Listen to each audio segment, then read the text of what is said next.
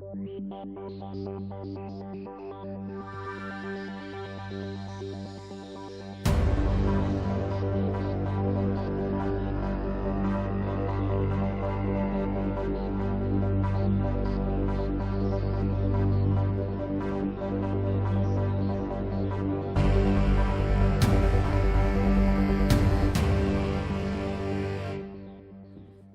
I'm Evan Pantazi. Today I wanted to talk about my top target of Kyusho. Now, a while back, I did a publication. I did a series of articles.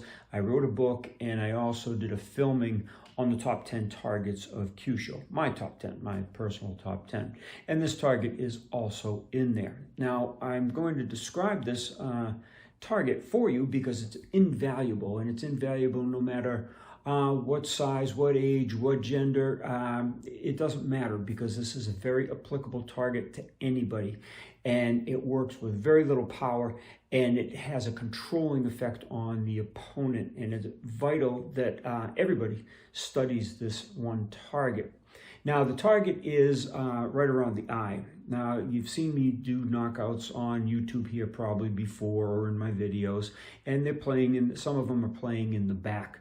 So let me describe this a little bit more, and then we're going to get into an anatomical dissection of this using three-dimensional anatomical renderings. And we're not holding it for special access. It's going to be free here in this video, so just keep watching right to the end. So anyway, the branches of the facial nerve. Okay, now the facial nerve starts at a single point right at the base of the earlobe, and it branches off across the face. You have the zygomatic branch, which we're also attacking. A little branch comes right up under the cheekbone, onto the cheekbone here.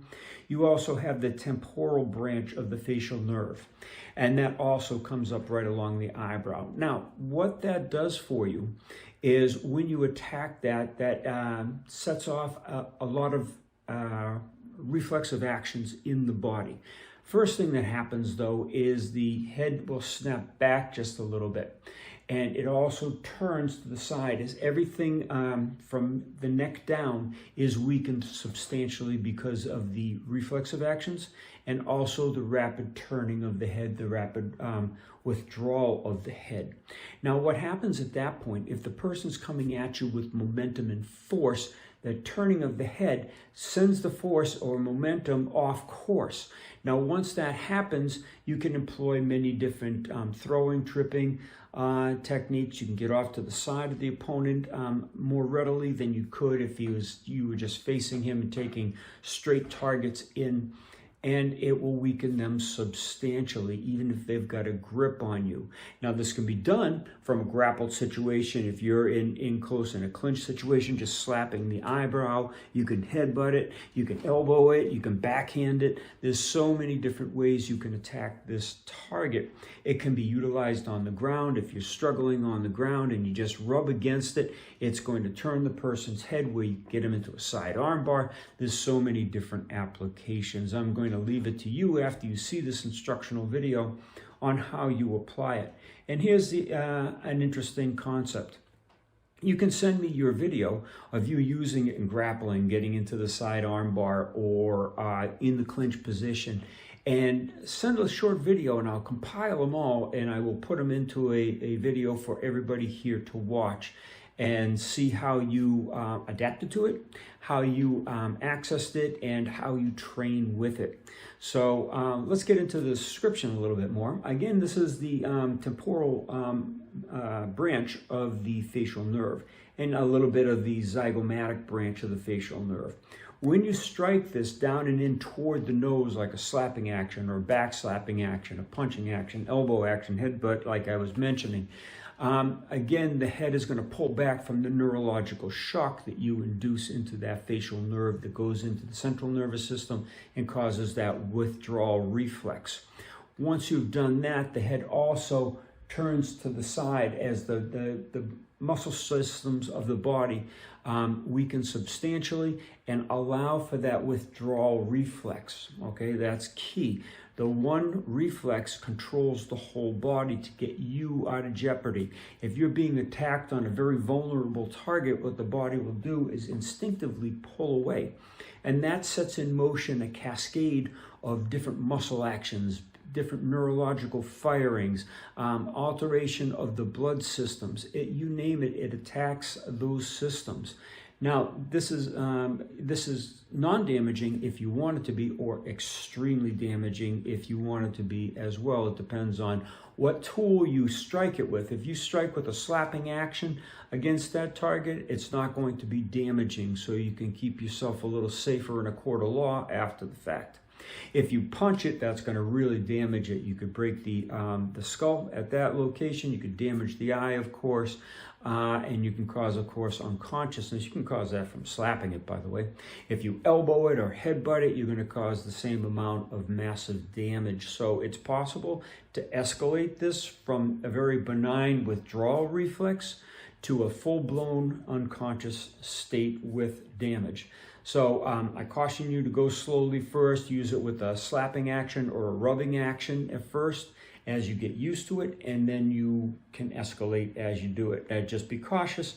There's that line in the sand where it turns from a simple maneuvering application into a weakening application into a damaging application. So you have to go in increments, small increments, so you can protect your training partner as well.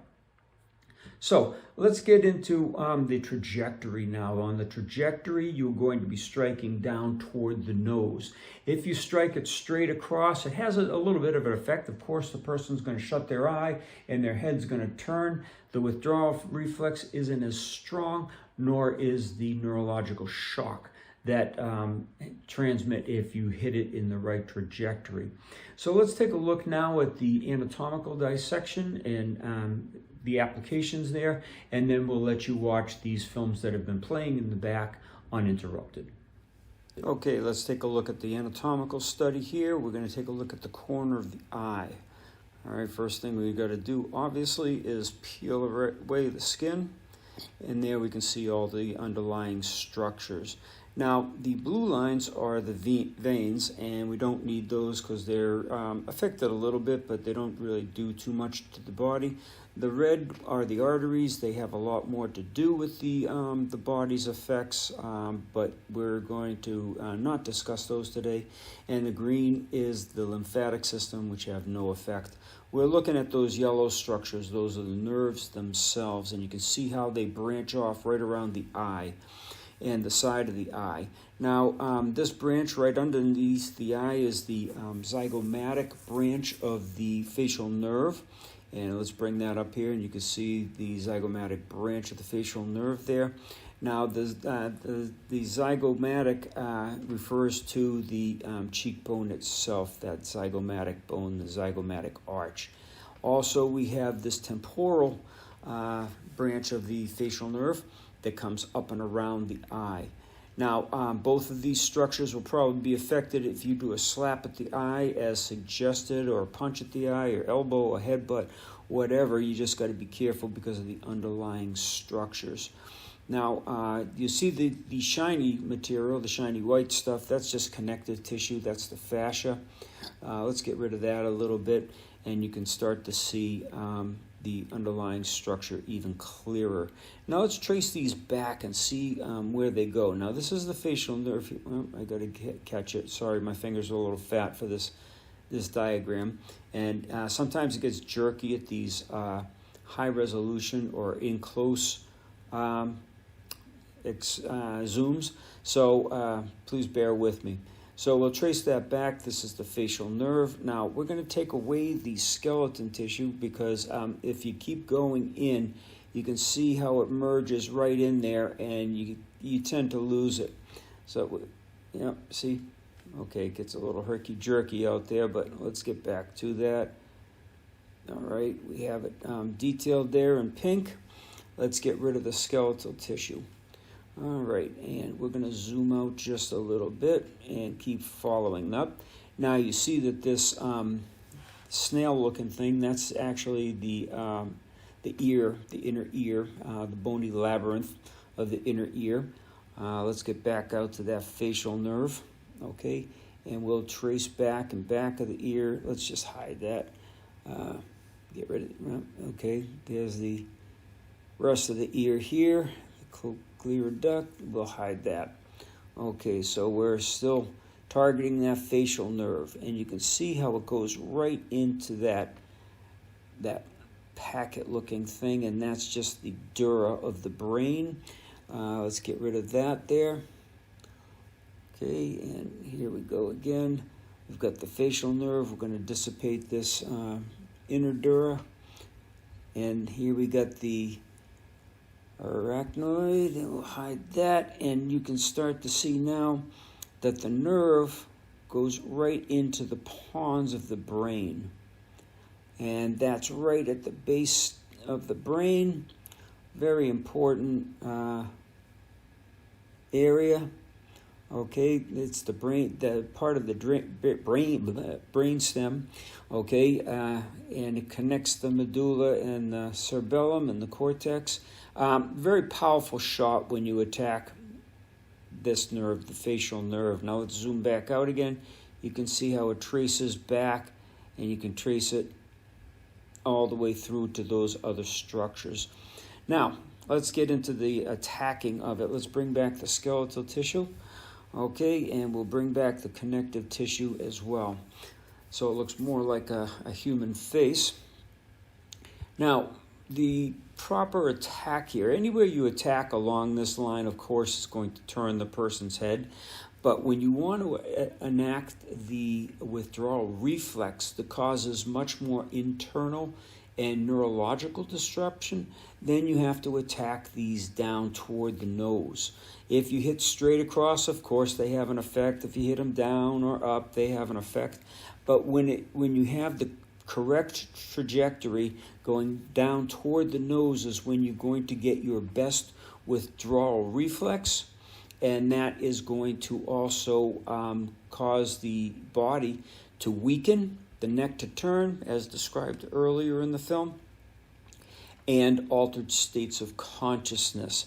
Again, if you slap it with your hand, that's great. If you hit it with knuckles, it's got a possibility of being more damaging and more powerful, of course. Your elbow, your headbutt, all of these are going to cause some problems. Now, if you rub this, let's get the pen back out here.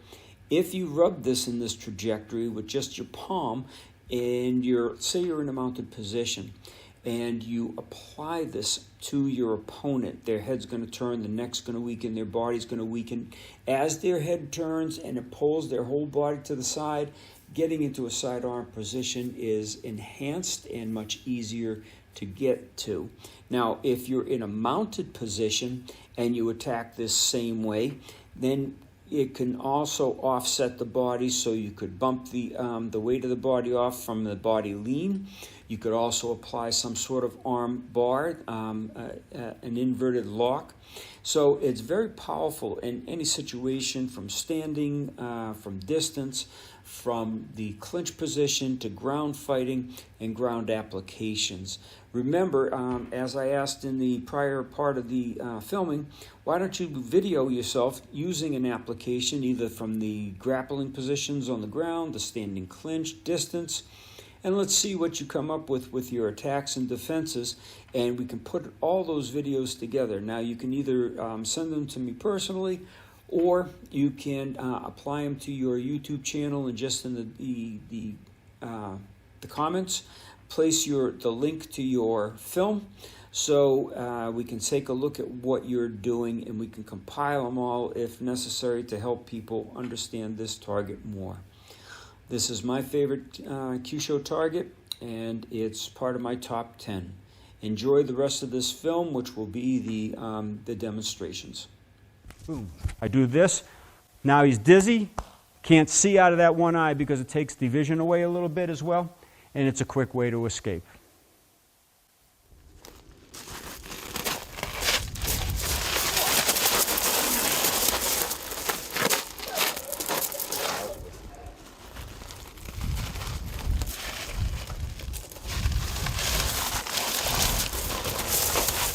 Throws in a hand strike, whatever, okay? I could say, please, don't hit me, and move to the side. Again, blinding him, okay, and getting me out of the way of the attack, at the same time affecting his neurological system.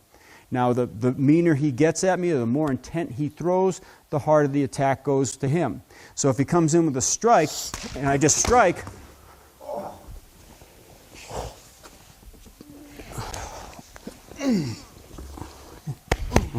okay.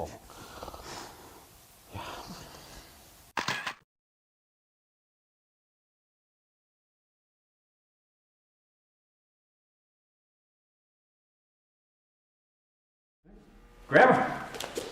Oh. Oh. Nice. Nice, nice, nice.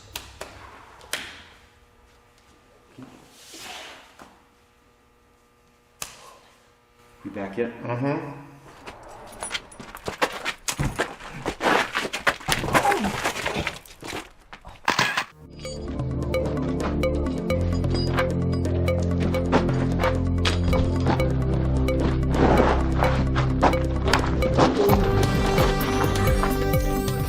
Sequence, if I've done this movement here and he parks here and I hit him, you'll see how the body drops. Okay, how you doing? Great. Okay. I don't know if you saw that on the camera or not, but the eyes just rolled completely back into his head and then he went down. So how'd you feel? What happened? Electric shock to the body, so white, and legs went up and I went down. Okay.